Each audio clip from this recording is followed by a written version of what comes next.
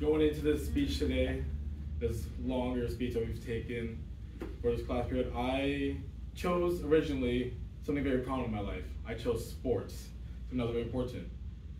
But over this past weekend, I realized there's something deeper into what I was really looking at. What sports really meant to me. What was sports fulfilling in me? And so with that, my whole entire speech scratched. And I'm gonna be talking about what I believe I found this weekend was that community is what really fulfilled my life, and I found that just through sports.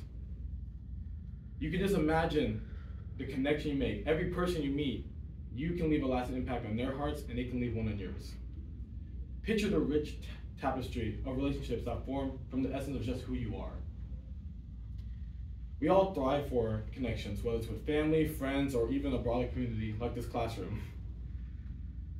I've sought to build and nurture all my connections because they truly are one of the cornerstones of fulfilling my life. In this speech, I'm going to explore the significance of community through different stages of my life. I'm going to highlight the diverse ways people have influenced me, and I'm going to share some personal stories that will kind of illustrate the power of human connections. For my first one, I'm going to be talking about a little bit earlier on in my life and how I had a family foundation. I grew up in a very close-knit family that actually provided me a very strong foundation. With us, we always went out to eat. We always just did a lot of stuff together. And I realized once I got to college and I started doing stuff on my own, I kind of missed that.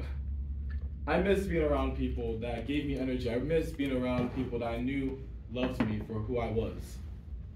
We don't usually get that sometimes in this world. And then also with family, that does not just mean blood. This can go on to anyone that you can consider your own family. This can be me and Mr. Peterson. This can be me and Samuel, anyone. It's all up to you. Now, going into my second point, it's going to be talking about building community through shared interests. Like I said, my original topic was about sports. I played almost all the sports I think you could in high school. I played basketball, flag football, so I would be safe, baseball, and golf, all through high school.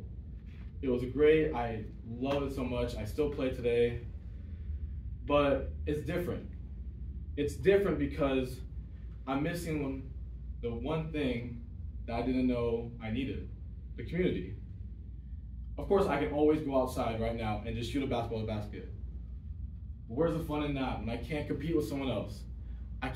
Someone can't show me another move they just learned, or I can't show them that I still can't touch the rim on the hoop. That human connection, that little bit of just seeing the reaction and emotions from someone can really bring out what we truly, I think, everyone needs in their life.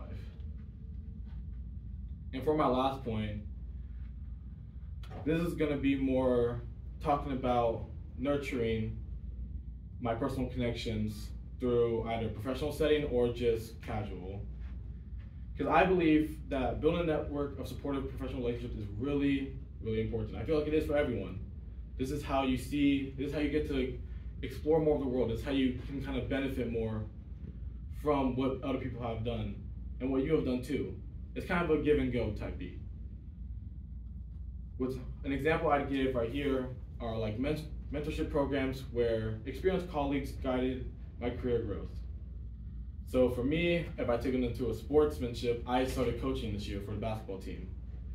And I took a couple of weeks to start meeting with other coaches that I used to play with. And it helped me kind of see where they were seeing. Of course, me as a high schooler, I always never saw these point of views because I was just a stubborn person who was still trying to make it through Algebra 1.